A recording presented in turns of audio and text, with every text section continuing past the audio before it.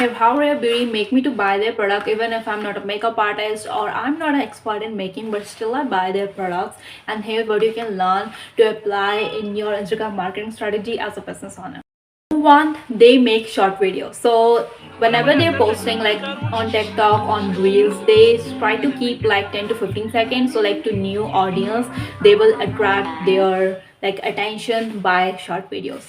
Number two, they focus on human building a human connection. So they are not just posting a products pictures or just like they're launching all of that. They are like showing up as a like showing like human faces they use in their videos and also in their Instagram feed, as you can see.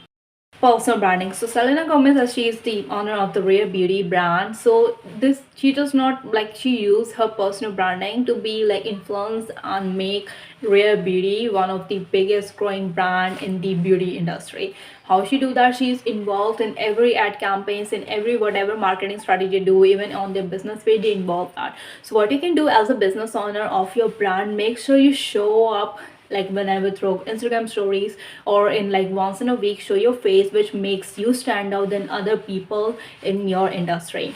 Number four, they are not just a makeup brand, they are more than that. They focus on building a community connections, and they just don't post about their products. As I have told you, they're focusing like they also post like about like to build a connection with their community, posting about like self care, self love, and also like mental health. Like this is what makes Rare Beauty stand out from other makeup brands.